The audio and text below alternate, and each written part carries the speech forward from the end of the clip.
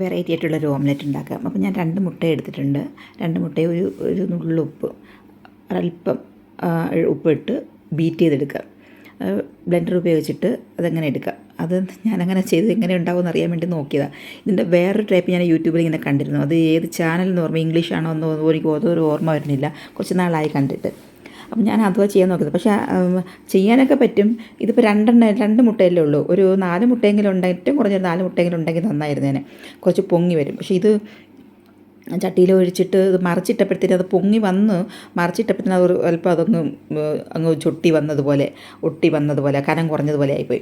അപ്പോൾ ഞാൻ പാനിൽ എണ്ണ കുറച്ച് കൂടുതൽ ഒഴിക്കാൻ കാരണം പാൻ ഇതിന് മുമ്പ് എന്തോ ചെയ്തപ്പോൾ സമയത്ത് ഇത് ഇളകി വരാൻ ഒരു ബുദ്ധിമുട്ട് തോന്നി. അതുകൊണ്ട് കുറച്ച് നാൾ ഉപയോഗിക്കാതിരിക്കുകയായിരുന്നു. അപ്പോൾ അതുകൊണ്ടാണ് ഞാൻ ഇത് കുറച്ച് കൂടുതൽ എണ്ണ ഒഴിച്ചത്. എന്നിട്ട് പിന്നെ ഞാൻ കുരുമുളക് ഇട്ട് കൊടുത്തത്. ഇതിന് മുകളിൽ നിങ്ങൾക്ക് വേണമെങ്കിൽ ബട്ടർ തേക്കാം, പിന്നെ മുളകൊക്കെ വേണ്ടുന്നവർക്ക് ഇടാം. പക്ഷേ ഒരുപാട് ഈ 2 മുട്ടയ്ക്കൊന്നും അങ്ങനെ ചെയ്യരുത്. കാരണം ഇതങ്ങ് പൊങ്ങി വന്നതങ്ങ് താണു പോകത്തതേ ഉള്ളൂ.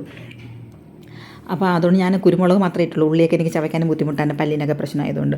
അപ്പോൾ ഇത്രയേ ഉള്ളൂ. നിങ്ങൾക്കത് ഇഷ്ടപ്പെടുകയാണെങ്കിൽ ലൈക്ക് ചെയ്യാനും ഷെയർ ചെയ്യാനും കമൻറ്റ് ചെയ്യാനും മറക്കല്ലേ. പിന്നെ ആദ്യമായിട്ട് കാണുന്നവരാരെങ്കിലും ഉണ്ടെങ്കിൽ സബ്സ്ക്രൈബും കൂടി ചെയ്യണം. അപ്പോൾ വീണ്ടും നല്ല നല്ല വീഡിയോകളായിട്ടൊക്കെ വീണ്ടും കാണാം. Okay bye. ഇത്രയേ ഉള്ളൂ.